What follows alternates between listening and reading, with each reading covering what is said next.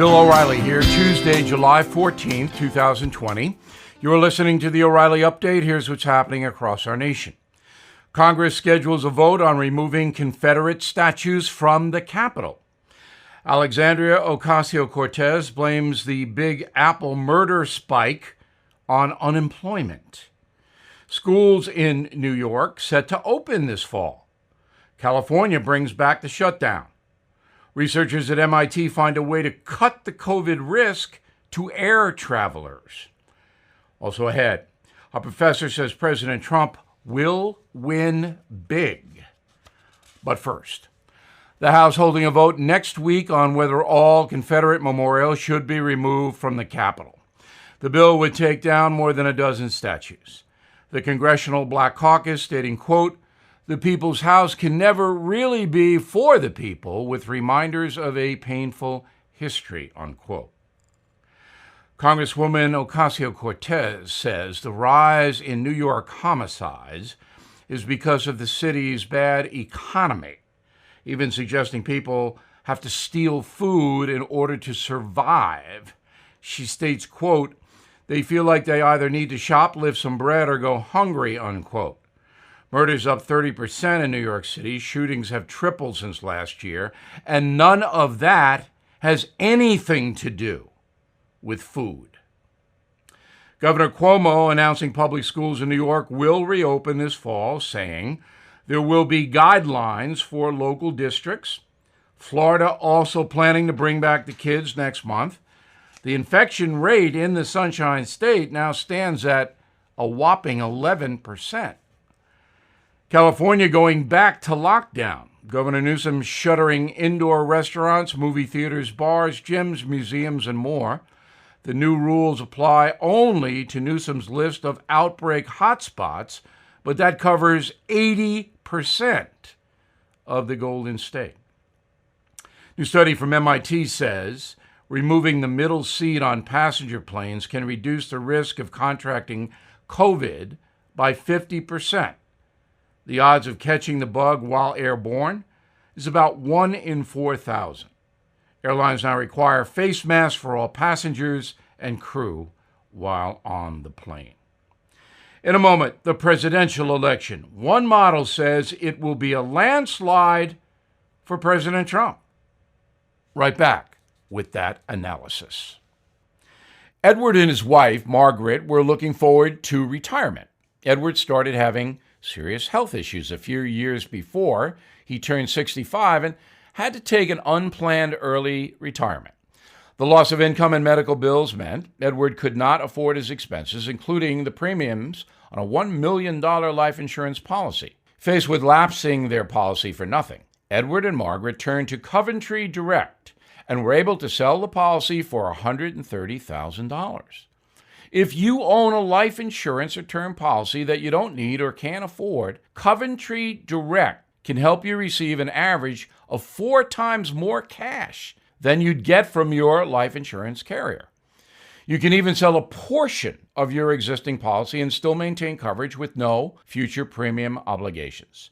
See if you qualify. Please call 1-800-888-3791 or visit CoventryHelpsSeniors.com. That's 1-800-888-3791 or visit CoventryHelpsSeniors.com. Time now for the O'Reilly Update message of the day. What will happen in November?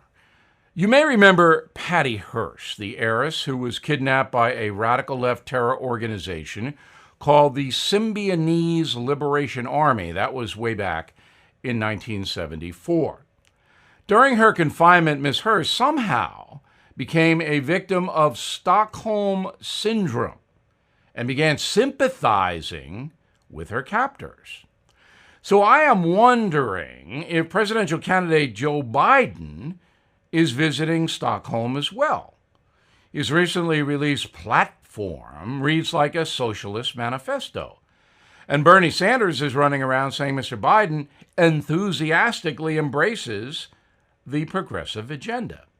After months of confinement in his basement, Moderate Joe has somehow morphed into Che Guevara.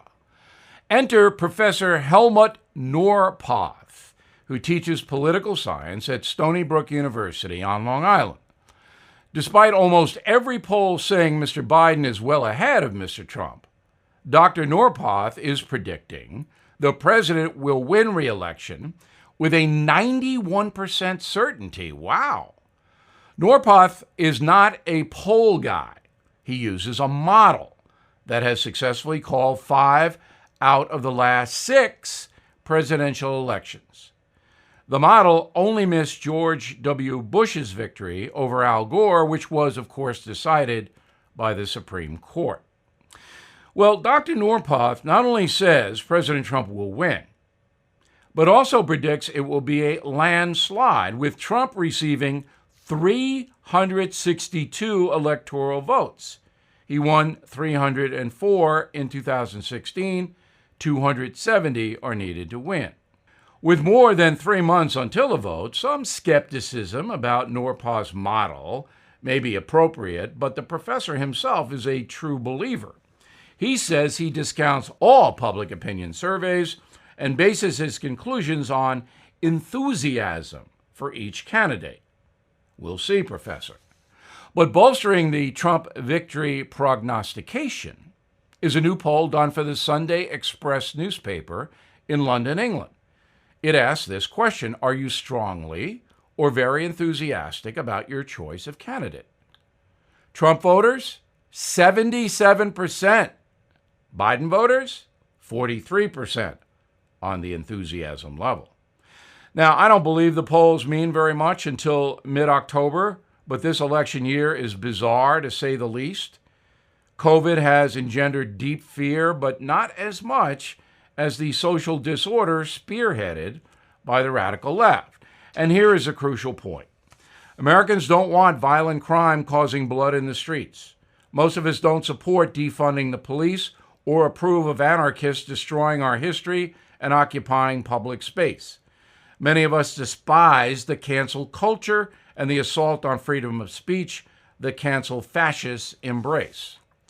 President Trump is making his opposition to those things a central campaign issue. Joe Biden is not. I believe there will be a backlash brewing against the radicals. If Mr. Biden understands that, he has made no indication of it. But then again, they build those basement walls thick in Delaware. I'm Bill O'Reilly, and I approve that message by actually writing it. For more news analysis, please visit BillO'Reilly.com and join our Stand Up for Your Country campaign. In a moment, something you might not know. I couldn't believe we were being evicted from our home that we didn't sell. That's what Deborah said when she learned she was the victim of home title fraud, a devastating crime. And title fraud is not covered by insurance or common identity theft services. But you can trust Home Title Lock to protect your home's title. Cyber thieves know that titles to our homes are kept online. They can forge your name, stating you sold your home, and then refile as the new owner. In Deborah's case, she didn't even know she was a victim until the eviction notice arrived. Home Title Lock puts a virtual barrier around your home's title. When they detect tampering, they mobilize to shut it down. Please go to HomeTitleLock.com and register to see if you're already a victim and don't know it. Use code BILL for 30 free days of protection. That's code BILL at HomeTitleLock.com. Now the O'Reilly Update brings you something you might not know. The average American has gained more than 5 pounds since the COVID shutdown. According to Seamless, the most popular foods on the menu these days include pizza, burgers, and ice cream. More than 1.4 billion gallons of ice cream is sold in the USA each year, generating $11 billion. The industry directly employs 26,000 workers in all 50 states. Historians believe the comfort food goes all the way back to the 2nd century BC, when Roman soldiers mixed snow with honey. I didn't know that. The first official mention of ice cream in North America was in 1744. A guest of Maryland Governor William Bladen wrote in his journal of a sweet frozen dessert served after dinner. President Washington spent $200 on the treats during the summer of 1790. I guess he was hot. President Jefferson also had his own 18-step recipe for ice cream. During the 1940s, most Americans had just 3 choices: chocolate, strawberry, or vanilla. Today, there are more than 470 ice cream manufacturers in America alone. The cold stuff is preferred by folks in the Southeast and New England. Texas, also a major consumer. The Lone Star State eats more ice cream each year than France. This year, the most popular flavors are mint chocolate chip, cookie dough, butter pecan, cookies and cream, but chocolate still number one after all these years.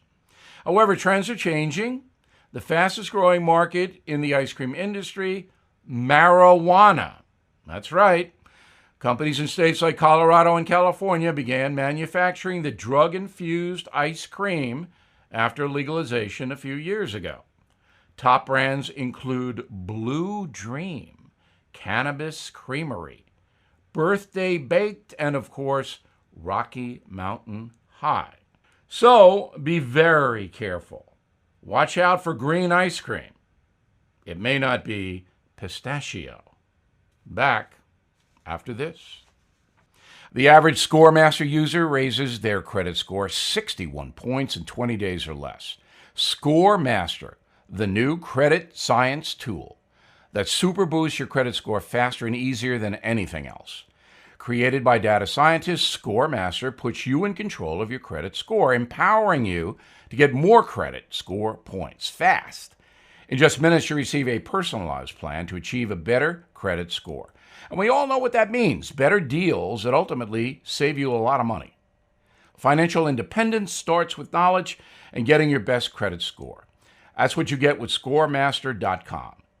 You should have the power, not the banks. And getting your best credit score gives you that power. Enroll in minutes. See how many plus points you can add to your credit score. Please visit ScoreMaster.com/Bill. ScoreMaster.com/Bill. Thank you for listening to the O'Reilly Update. I am Bill O'Reilly. No spin, just facts, and always looking out for you.